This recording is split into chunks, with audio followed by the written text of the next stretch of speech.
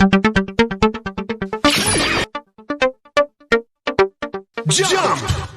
Hello, I am Shin the Hero, and that is Flores Bloom Noah. We are Toonium, the new element in animation. We are talking about Inuyasha movie 3. We're getting closer and closer to my favorite Inuyasha movie, Inuyasha 4. We're getting closer to that. But today we're talking about Inuyasha 3, Sword of the Honorable Ruler. This deals more with Shisho. Shishomaru has a reason to be in this movie. That's the whole. In all of these movies, he has a reason to be in this movie. But like it's basically it's almost like an insert that they took away from the show, because I remember because they focus on Inuyasha becoming like that demon mode thing, and on Shishomaru he fought Shishomaru during that. It's kind of like it's like the Dragon Ball thing they did, like how some of the movies are based on arcs in Dragon Ball. So that's what this kind of happened. And then we magically find out there's a third sword that the dad had. And his dad shows up. We actually see his dad and his mom and everything like that. And it's pretty interesting. I'm not going to lie. So, Noah, how did you feel about Sword of the Honorable Ruler? Do you think Shishomaru should have got the third sword? Nah. No? No. This is the first one I think that actually feels like an Inuyasha movie. It doesn't feel like an arc of episodes just put together and called it a movie, in my opinion. It had a great intro, and then Kagome started talking. Then and then I was like, why do you have to explain the plot of the show in every movie to begin with? I was like, we get this shit. It's the third movie. It's people in the it's people who might be watching this movie that never seen Inuyasha, so they're just filling in, time and everything like that. Who starts on the third movie of the series? I don't. Who does that? Come on, man. Oh, you like the movie? You did. I did. This one was way more action heavy, though. I would say it was way more action heavy, and I really enjoyed that. So we're gonna get into spoilers and everything like that. We're gonna be just talking about the movie, dissecting it in general and everything like that. So like, if you haven't seen the movie or plan on seeing the movie, pause, go watch the movie. It is on. It was on Crunchyroll. Crunchyroll took them off. Damn. They're not on Crunchyroll anymore. Either that or they're under something else, under a different name or something. Because I tried to watch it on Crunchyroll. I had to watch this on Netflix. I know Netflix has it. All 4 movies on Netflix. Yeah. But it's in the terrible setting. It's the crop setting. That shit sucks. Man. That setting don't bother me. I can watch it. I like it. Man, it bothers me. Like it made me feel like it back in the 1980s or something like that. But we will, and if you like spoilers and everything like that, we will about to get into them now, and you're my type of person. Spoiler talk. The first part of this opening, like, I really enjoyed that. Like, she going through my dude, the villain, I guess, the human guy. My man was feeling some type of way. It was like, oh, you got pregnant by a demon? Stab! I was like, what? Yeah. He was upset. I was like, yo, man, you let that nigga hit, but I can't hit. Why? Because I'm not a demon? I was like, yo, you need to calm down, bro. Stab! I was like, stabbed. I was like, ooh. Did he stab Inuyasha too? Nah, man, that man got born. Inuyasha was born. I was like, you missed. And she still was alive too. I forgot the Tenseiga can bring people back to life. I forgot all about that.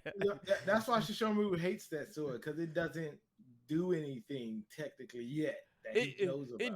It don't do anything to. I think he knows about the Tenseiga, but because like they talk about the Tenseiga, the Taiseiga, and then Ryujin, whatever it's called. Yeah. Like, he knows what it does. He knows it brings people back to life, but he doesn't. The third sword is the Hell Sword. The Tenseiga is the Sword of Man, and then the Tenseiga is the sword of man, and then the Tenseiga is the sword of heaven. Heaven, yeah. And his biggest gripe about the sword is the sword don't do anything to humans. He can't do anything to like living people or anything like that. He can't do nothing to demons either. It literally can't. Technically, this is a spoiler for the show. It gets an upgrade that he doesn't know about, and it does stuff. Oh, really? Yeah, that's why I say only thing he think it does is it can bring people back to life, but it can't like.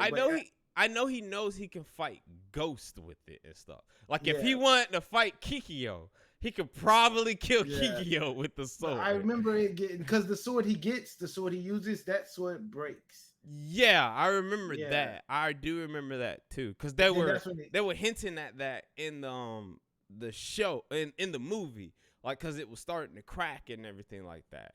Yeah, well, in the show it like gets destroyed or something, and he starts using the Tenseiga because he finds out something about it. But for right now in this movie, it's useless.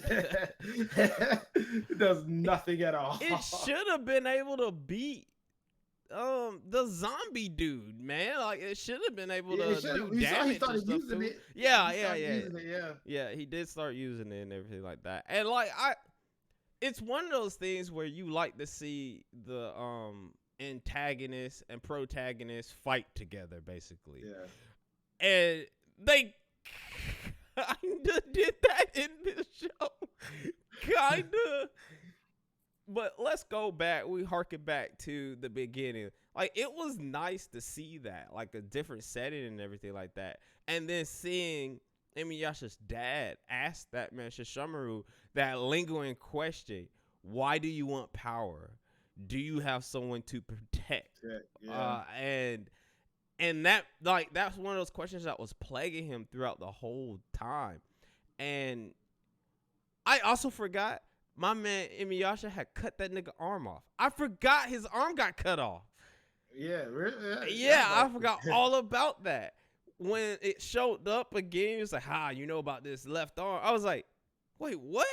Yeah. Did the left arm just appear? They just found it? Well, I was like, wait, what? Where did the left arm come from? He went, the demon that was, when Inuyasha got the sword off of him, finally, the demon he had brought back picked up the sword, and he went to grab that arm.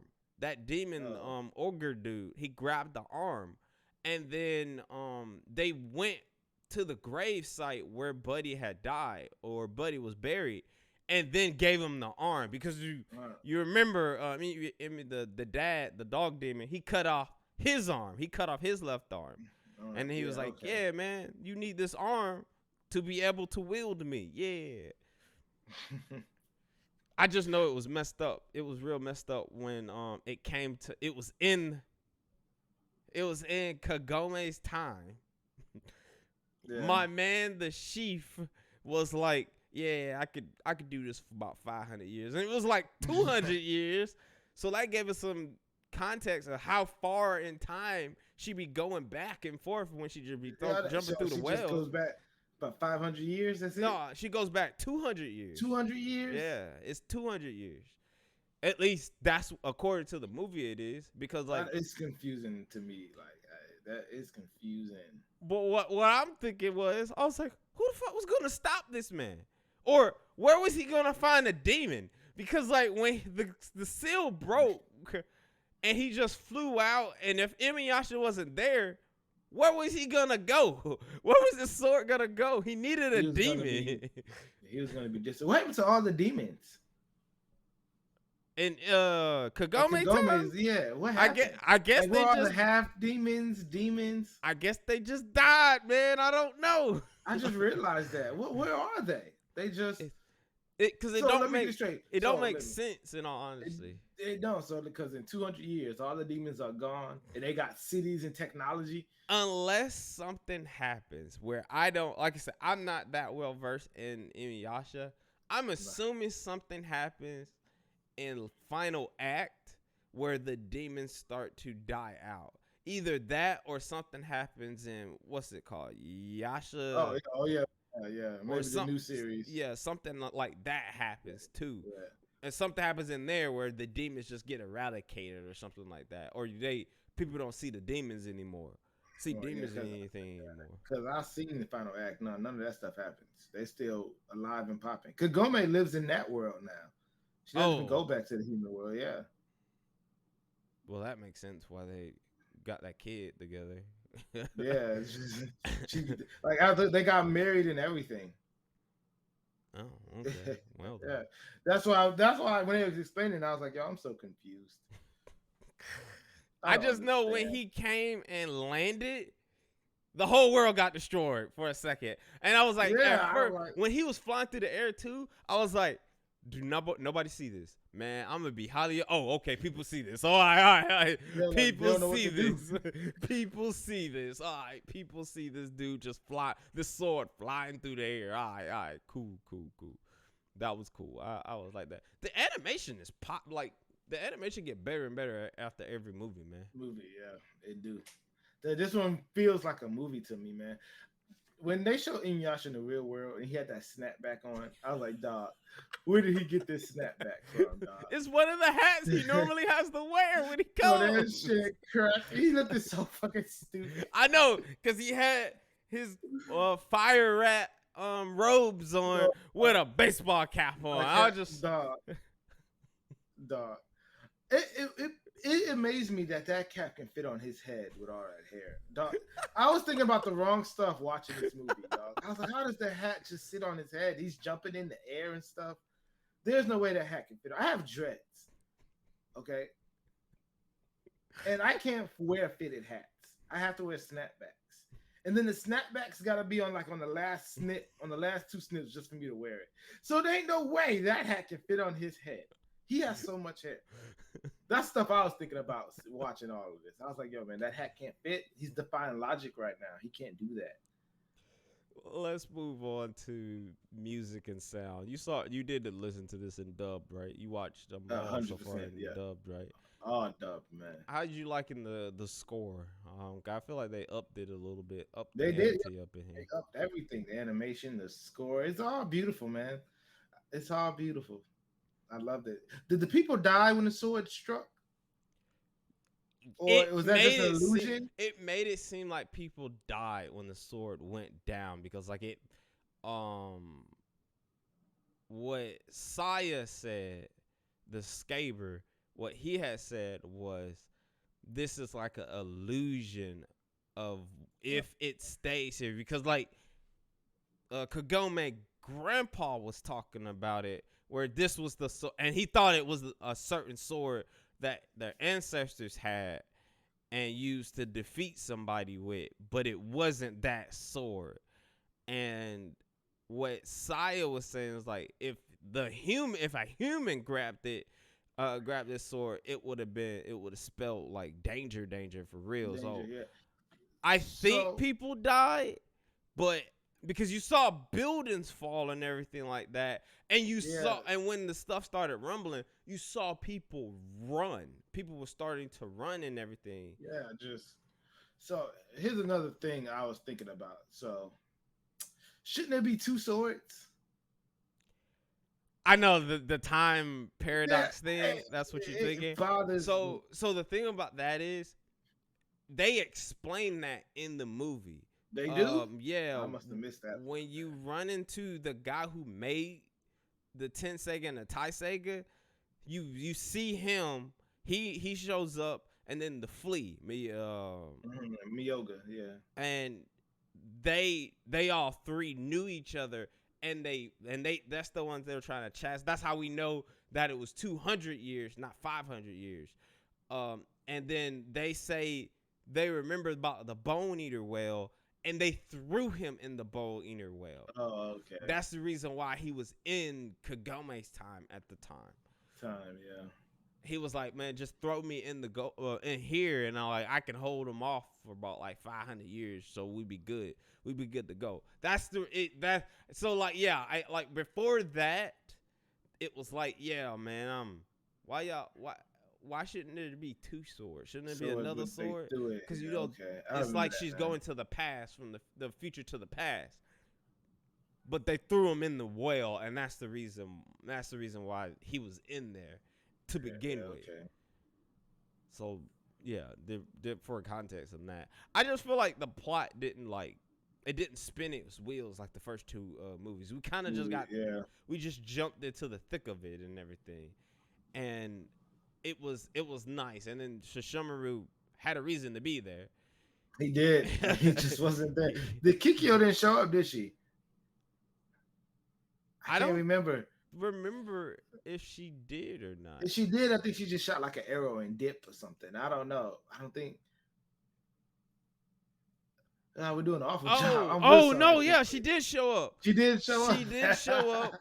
Just shot an arrow. That's what she's good for. She shot an arrow and then left. That's it. I'm telling you, man. Wait till you get into the fourth movie, because the fourth movie, they always have a finer reason to put in the popular characters if nobody don't see them, even whether or not. Ooh, cut that out. whether or not they need to be in the movie or not, they just show up for some reason. Kikyo is one of them. Kikyo don't have nothing to do with none of these movies except for the fourth one. Kind of. She just shows up. Say, man, they gotta add in the main cast, and that's it. I will also say this: Sango and Moroku were putting in work, but like, man, I hate the little plot armor thing where Moroku has the strongest weapon in the show. Every movie, there's a reason why he can't use wind tunnel. Every movie, they have to make some twist, some plot why, okay, Moroku can't use wind tunnel. So every demon got poison in him. That's why, like, I was like, when the CGI army was, and I say this, that CGI, it wasn't bad. You know, it was the beginning of CGI during this time and everything like that, but it wasn't bad or anything like that. It wasn't, yeah. But I think it still held up. Yeah, it wasn't bad. When that army showed up, I was like, Moroku can handle this in a quickness. And he did not. I was like, why isn't he just sucking these niggas up while we don't have to fight or anything like that? Moroku can handle this with the swiftness. Nope.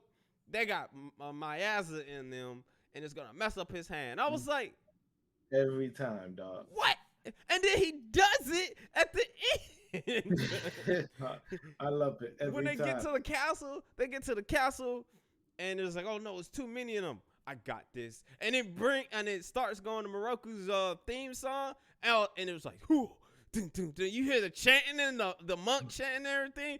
He was just sucking it up. His arm was turning just purple and black and everything like that. I was like, you should have did this in the beginning, man. Like he couldn't. He didn't want to endure that pain, dog. It's a plot. He can't just suck shit up because he's awful. I hate him so much. I hate that drug so much. And for some reason, I was thinking that the wolf demon dude shows up in this one. Koga. Yeah, I was thinking he was showing up, but no, he never did. I was like, what was I thinking? Why that man showed up? Because nobody likes Koga. He's not important. He was fast, man. He was like Sonic or the Flash. Dog. He doesn't even keep those, dog. I know he don't. Koga is the worst character. But he's so cool, and he's voiced by Piccolo. Why do you know that? I didn't even know that. It's not Chris Sabat though. It's the other Piccolo, the first Piccolo. He's also Wolverine. But that I'm getting off track. What was your favorite part in the movie? No. Favorite part of the movie. I'm sorry, two people. I'm not. The third movie, like, it's basically Inuyasha and Shishomaru fighting together. Right, yeah. I know I'm not hyping this up like the first two movies, but probably when Inuyasha and Shishomaru fought. Yeah. And then Shishomaru pulled Tetsaiga out of his sheath, even though it hurts him because he's not allowed. And then he wins Scar. I was like, yo, yeah, Shishomaru Show was fire, When man. he did that, I was like, whoa, he knows the wind scar. He knows how to do it. Yeah. In the show, Shishomaru showed Inuyasha that the Tiger can do that. I didn't know that. Yeah, man. I That's why Shishomaru was so mad that he didn't have the sword. I also like when they fought, and then Shishomaru did his summon the blue eyes white dragon technique, and then he was like backlash wave, and I was like, oh snap, and then the backlash wave got pushed back. I was like, wait, backlash wave is supposed to be the strongest move ever. It's supposed to be like, it's supposed to counter the move, and Shishomaru pushed it back. I was like, oh, it blew my mind when the backlash wave got pushed back. Because I still think, even though he gets more moves after the backlash wave, I still think the backlash wave is his strongest move. I think the adamant barrage, because he does a move like that later when he gets the adamant barrage, but it's the backlash wave and the adamant barrage all together. I think that's his strongest move. The backlash wave can push back the adamant barrage. Because that's what the backlash wave is designed to do. Yeah, I know that. It's but his like strongest move, dog. I know that, but like it get pushed back a lot. But I like the Dragon Twister. When Buddy's like, Dragon Twister, and you saw the two twin dragons going up and everything like that. And I wish you had a better name. I really did. I think Dragon Twister's awful. It's dope. It's a dope move. The name is awful. Dragon Twister. Did Pokemon have a move called the Dragon Twister? I'm pretty sure. Yes, Pokemon does have a move called Dragon Twister. I couldn't take Dragon Twister seriously. I was like, oh no, not the Dragon Twister. Watch out, everybody. It's the Dragon Twister. I couldn't do it, dog. I like that. My thing that I liked though was when Shishomaru finally basically realized what he's doing with Ren and Jocko. And he was like, do I have anyone to protect? And then mainly Ren, flashed through his head and everything like that. And he was just like, I am Shishomaru. And then pulled out the Ten Saiga.